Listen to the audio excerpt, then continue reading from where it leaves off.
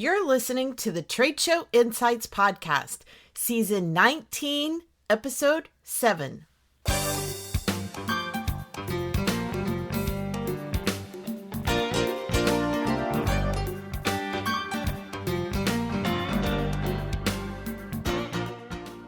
I'm your host and exhibit marketing strategist, Marlis Arnold, bringing you tools to improve your exhibit results. On today's episode, brought to you by the Exhibit Marketers Cafe, we're going to talk about some strategies for having better sales conversations in your booth.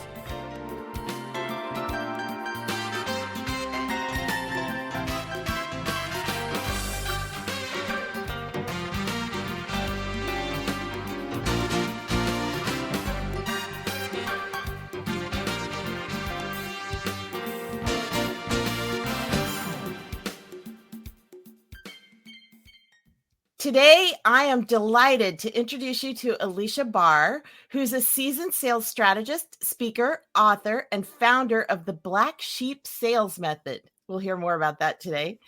Having personally sold over $50 million in services, she now uses her proven approach to help clients convert up to 80% of their leads without the need for pressure or pitching. So that'll be fun to talk about today, too. With over 14 years experience customizing sales strategies to match individual personalities, target audiences, and services, Alicia brings a fresh perspective to the world of sales. She believes it's not all about selling, but rather finding the perfect match between the offering and the customer. Her mantra, because if it's a fit, it's a fact, and there's no selling involved, epitomizes her philosophy towards sales strategies. Besides hosting her own podcast, which is called Sales is Not a Dirty Word, I've been binging on a lot of the episodes lately, by the way. Alicia has also been featured on dozens of other business podcasts. So welcome to Trade Show Insights, Alicia. I am so excited to be here, Marlis. Thank you so much for having me. Oh, you're welcome. This is going to be fun. I want to talk. I know a lot of your sales strategies are talking more about like cold calling, but I think a lot of the principles you talk about really apply to trade show sales, not only in the booth, but also doing the follow-ups as well. So I want to start out talking about, you talk a lot about how to seamlessly weave your pitch into the conversation. You call it pitch weaving, right? Yeah. Let's talk a little bit about that, how that can apply in the trade show setting.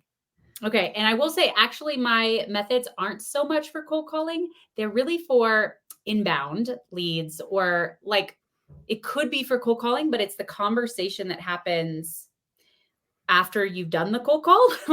Like, so they've agreed, there's consent for the conversation. There's semi-warm lead at that point then. Yeah, they're like, I would like to know more about what you're offering. Yeah. And that's the conversation, which very much applies to trade shows, because people are walking up to a booth and saying, I'd like to know what's the deal with this, right? So pitch weaving, the issue, mainstream sales typically tells you to ask questions in like an interrogation kind of way, and then pitch, which sounds a lot like a monologue, like a 10-minute monologue or something like that, where only one person is talking. Or else you're grilling the people. Well, they are grilling them. That's the mainstream strategy, is like to grill people. It's not a great feeling. You're like, why are you asking me all these questions? Like what, I want a chance to talk. And instead you really want to model like an actual conversation. So pitch weaving, there's a huge opportunity missed to weave in information during the discovery section. Because when you get to a pitch, like when somebody is selling to you and they start pitching, I mean, are you leaning in? Are you hanging on every word? No, you're probably leaning back and you're like, I'm going to take everything they say with a grain of salt because it's probably embellished. And I'm just going to wait for my turn to talk, essentially. And I'm going to try to look for like holes in what they're saying or something, right?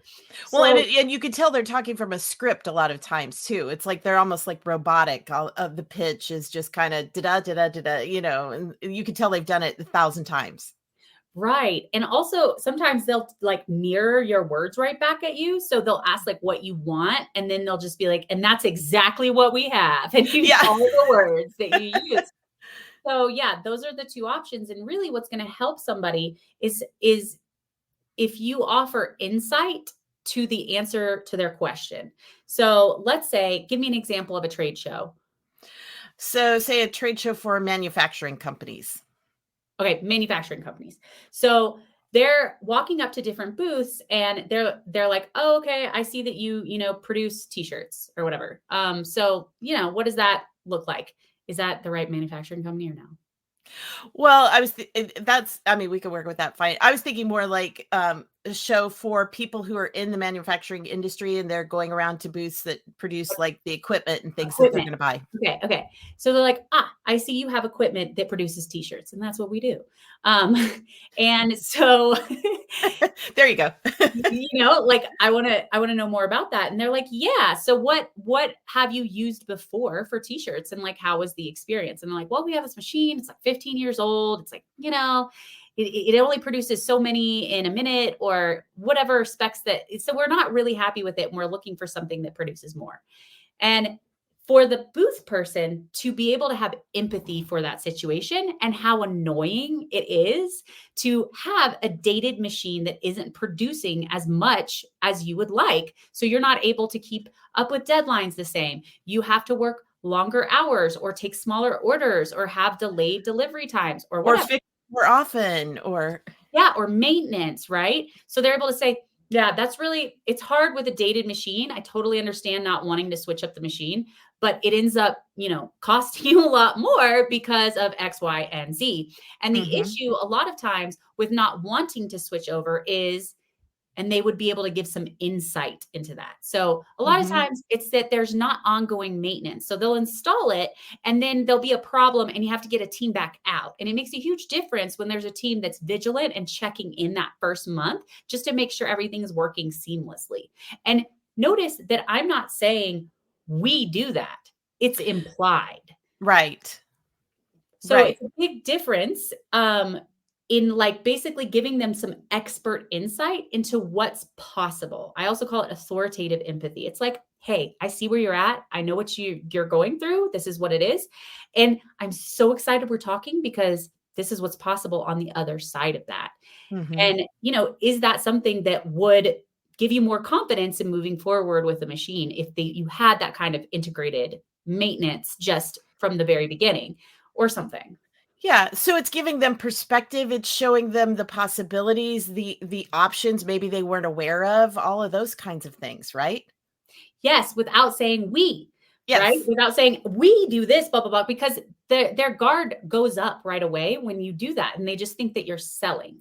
So the other reason that the discovery portion, the questions portion of a conversation is a missed opportunity is that people aren't expecting you to quote unquote sell during that section. So they can hear you more than like when you're pitching, they're just like not really believing anything you're saying. So pitch weaving really positions you more as like the expert that can guide this person to the best solution. And it's a collaborative conversation that has an exchange of communication throughout. At no point is one person just talking forever. And so it's like a lot more like, in my opinion, a successful sales conversation is one where the prospect forgot they were having a sales conversation and thought that they were just talking to an expert that they could trust to find the best solution. Well, and it's more real world too. I mean, it feels more natural. It feels like just like having, sitting down and having a conversation with somebody in the lobby or at a after hours or something. I mean, you're just physically having that conversation and not feeling like you're being, railroaded into something. Yeah, it's so funny because sales is just a conversation. And for some reason, mainstream sales advice completely deviates from normal human conversation. Yeah. Well, years ago, I wrote a blog post about how salespeople are not necessarily the best people to staff your booth for a multitude of reasons, but that's one of them is that they come on sounding very robotic, very pitchy, very, you had a great term for this as well. Commission breath. They have commission breath. Everybody, you are like, don't look at them. They're gonna call me out. They're gonna ask me to come over. Like that vibe. Yeah. They're like a repellent almost in the booth. So talk about selling in context. You talk a lot about that in a lot of your different blog posts and podcasts. How do you, and I think we kind of touched on that a little bit, but talk a little bit more about how you sell in context and how you actually relate to the person that you're talking to. Yeah. So to the point that sales is just a conversation, let's say that you want to bring a friend to, you want to convince them to go to a baseball game.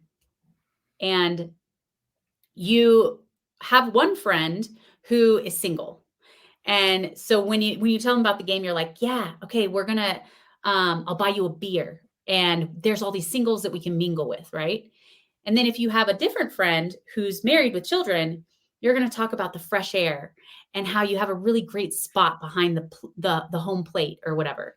And they're both the same game. And in neither of those scenarios are you lying or misguiding the person. You're simply focusing on what they care about that motivates them. And the difference in a sales conversation is you just don't know yet. So don't guess. Ask some questions and understand what's important to you. What's been your experience? Like, what are you looking for? And what are your expectations and your timeline and things like that? And then you can really position your offer within that context for that person if your solution actually is a fit for the things they're looking for. Well, and I think, like talking about finding out the size of the company, if you're back to your t-shirt machine, if you're talking to a small operation, you're going to want to focus in on different elements than if you're talking with a company that maybe has 12 machines and they have this huge volume and they're going to have all kinds of different issues. It's kind of like, I get, and you probably do too, as a podcast host, I get a lot of pitches all the time in my emails. In fact, I just got one this morning, somebody wanting to pitch me a guest, and it was something completely that I never talk about. It has nothing to do with business, has nothing to do with trade shows. And I'm thinking, did you even look at my podcast? So you've got to really think through what it is that they're going to relate to before you just launch into that pitch. Yeah, totally. Like you really want to ask some questions first. And I understand that sometimes people will be like, well, just pitch me, which is the most annoying thing that I've ever heard. Yeah. I don't think that happens very often. Oh, really? They might not say those words, but they'll be like, tell me about you. Like, tell me about your machine. Tell me about your blah, blah, blah. Right. And a lot of people will be like, okay. And they just walk right into it. And there's like a laundry list of features and specs and whatever. Like, they don't need to know all of that. Like, no. Ask some questions first. When they say, tell me about your machine, you say, tell me about your company. Like, yeah. What do you do? What are you looking for? What have you done in the past? What have you used in the past? I mean, all of those kinds of questions.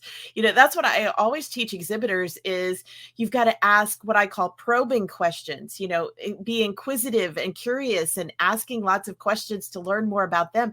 And a lot of times I think if you do a really good job of asking them questions about themselves and you let them talk about themselves, you don't have to do a lot of selling because people are they love so much to talk about themselves and their problems and their issues or whatever, that they're going to love you and they're going to relate to you even without hearing about how fabulous your product is, right? Yeah. So, I mean, really good sales is making somebody feel seen and heard. Because if they feel seen and heard, that means they feel like you understand them. And if they feel like you understand them, then they believe you understand how to help them. Right. So it's not about convincing anyone. It's about showing them that you understand their position and where they're at and what they're looking for. And you're being honest and transparent about whether your thing can do that without going down a crazy rabbit hole of everything included that isn't relevant to the other person. Yeah. Well, and I think too, if they feel that bonding and that caring relationship, they're going to be more inclined to do business with your company anyway, because that's going to be something that stands out above most of the other exhibitors that they've talked to on the show floor. Yeah. So being a pattern interrupt is a huge deal. So a lot of times people think they need to be like extroverted and like smooth and like always smiling and high energy. And that's what everyone expects a salesperson to be like. And so they immediately don't really trust that person because they're so typical. Yeah. It doesn't seem authentic. Yeah, and maybe it is authentic to them. They're authentically annoying. They might be like that in real life, and it's not someone that we'd hang around, right? Like, Right. So when you're like a little awkward, a little nerdy, a little shyer, a little quieter, a little more inquisitive, all those things are going to make you seem more trustworthy. Mm-hmm. Exactly.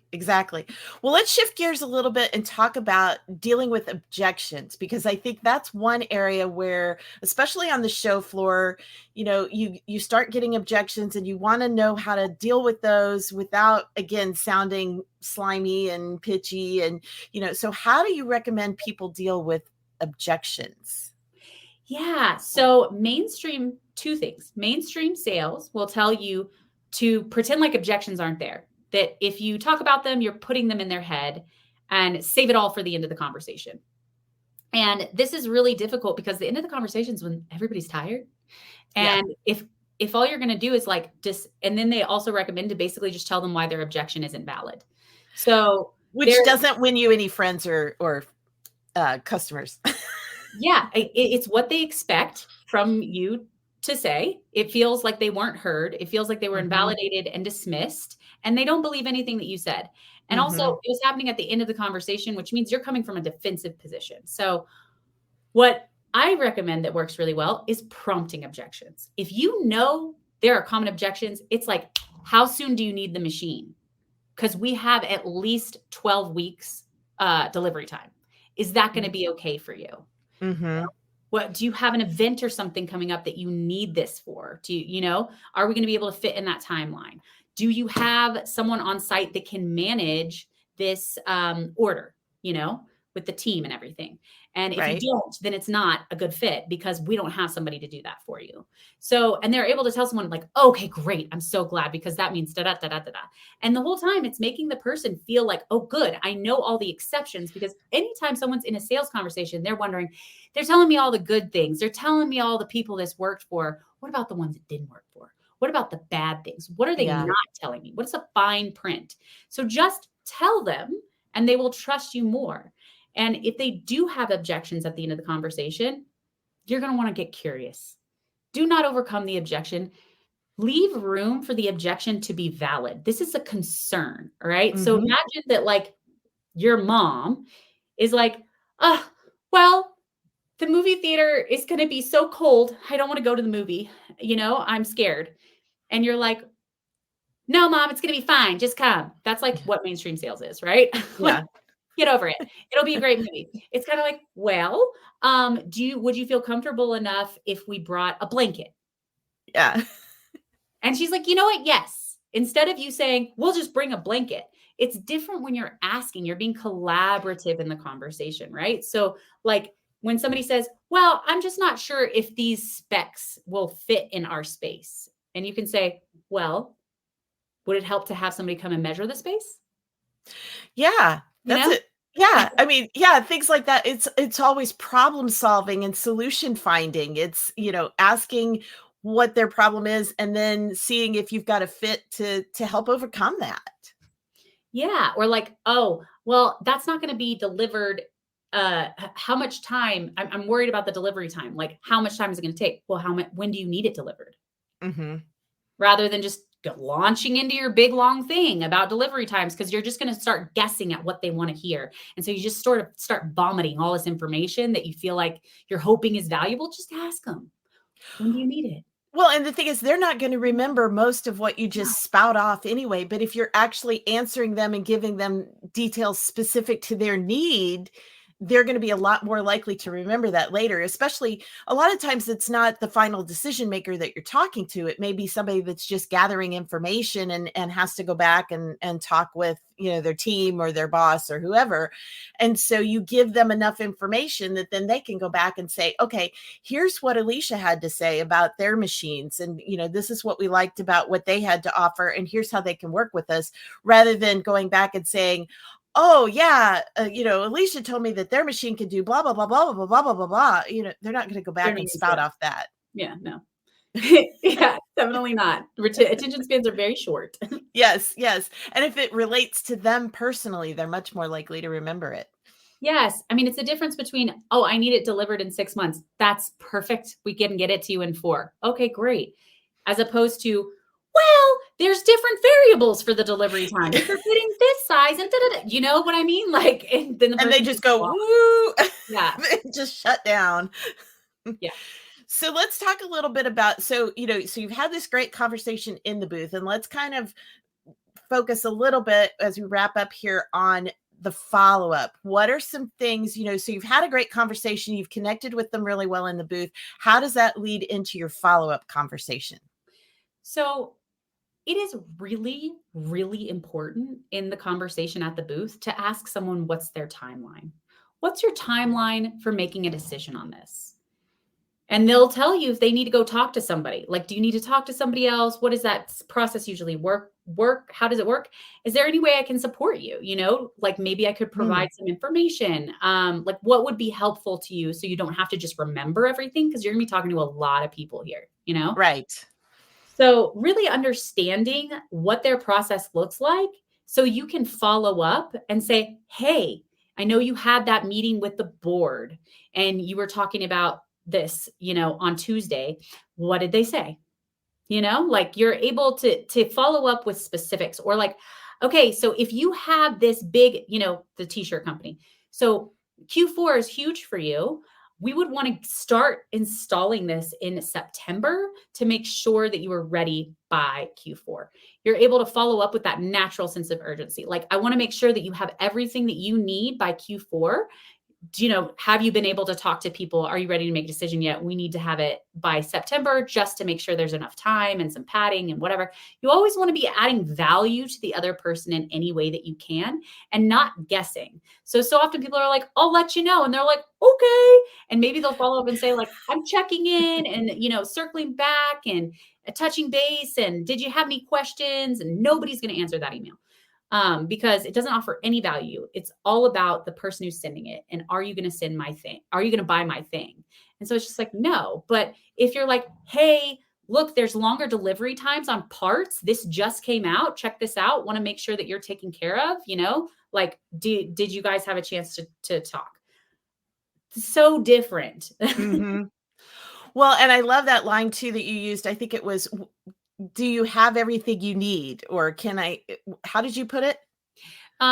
Is there anything I can provide that would support you in like talking to the people that you got to go bring this back to? Like any materials, any information, like what would be helpful? Yeah, I love that. I love that. And that's one thing I teach exhibitors all the time, is to ask what they want that next step to be. Because if they want it to be you sending them more information and you follow up with a sales rep calling them, that's not what they asked for.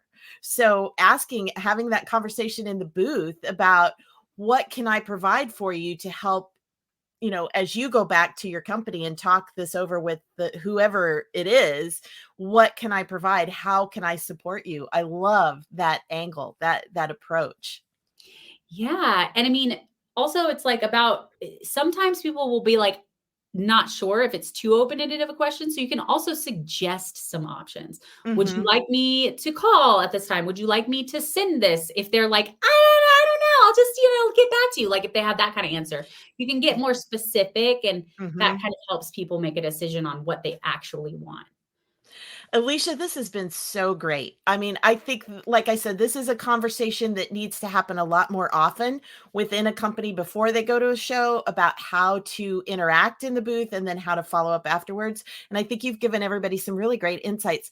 What are the best ways for people to, I know other than your podcast, sales is not a dirty word. What are some of the best ways people can get a hold of you and learn more? Yeah. So I would say go to my site, aliciabarr.com. And I'm also on LinkedIn. Okay, great. And we'll have a link for all of that in the show notes, including one of the things on your website that I think is really clever, the Black Sheep 10 Commandments of Selling, which, by the way, I have the 10 Commandments of booth staffing. So we're right there in sync. I love that. So we'll put a link for that in the show notes as well. So Alicia, thank you so much for coming and sharing your insights today on Trade Show Insights. Thank you, Marlis. Thank you so much for having me. It was wonderful. And I love that you are doing something different in the trade show space, because it is, talk about pattern interrupt needed. Oh my gosh. And yes. the bar is so low, it is really easy to stand out. So I'm so glad you're bringing that to the market. Thanks, Alicia. Well, thank you. Together, we're going to help them really improve their sales conversations at their next show. Absolutely.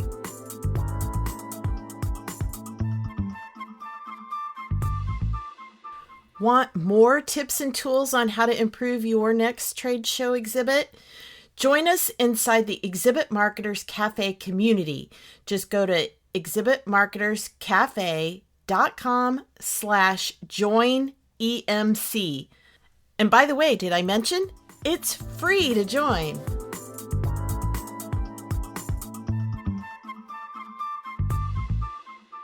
If you enjoyed today's episode and would like more, you can subscribe to the Trade Show Insights podcast and automatically receive future episodes on your chosen device. Simply search for Trade Show Insights in Apple, Spotify, or virtually anywhere else that podcasts are found, then click the subscribe button. Trade Show Insights is protected by the Creative Commons copyright license. You may feel free to share this recording with colleagues or embed it on your own blog as long as it's shared in its entirety and is not used for commercial purposes. To learn more, please see the link in the sidebar of the show notes at tradeshowinsights.com. Well, that's it for this episode of Trade Show Insights. Be sure to check out our show notes and archives at tradeshowinsights.com. You can also connect with me using the social media links or the contact page on the site.